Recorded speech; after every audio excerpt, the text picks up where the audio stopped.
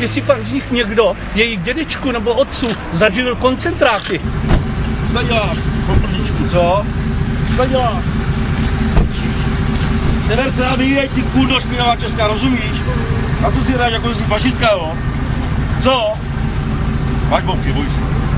Co to na ty mrtko, vidíte? Když aby tě odvedl na trasu a šlapala tam celý život. Tu děvku jedna. Neser ti říká, vypadněte tady odsud. Sráči vymrděný, ty vole. Tady roští mluví, sráči vymrděný, ty vole. Odsud.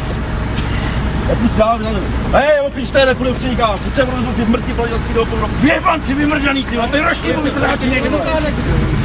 A na co se... tak se odveď, vole! Odveď se do pičí, ty mrtví špinavý toho. Špíny český. Buzerantský. Tady budete strašit děti, že musím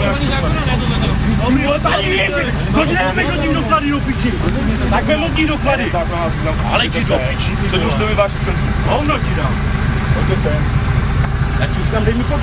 Předložte mi váš občanský. Já ti říkám, dej mi pokoj. Ti budu sledovat je. Oni sem přišli. Já se neposedu, že si posled, nevíš tomu, ani malinko. Tady ty možná mrtví se posedou do paťácky, ale... Uklidni jste ty hladky. Vy se uklidněte, tyhle, co se pouštíte vy kundy? I to akorát to, ty vole. Pouštíme.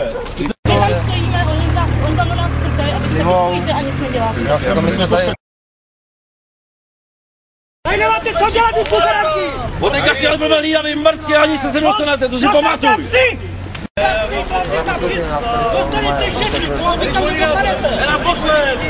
Naposled se tady, ani ty policajti nejbalí vám nepomůžou, to si pamatujte. Mrtky chci!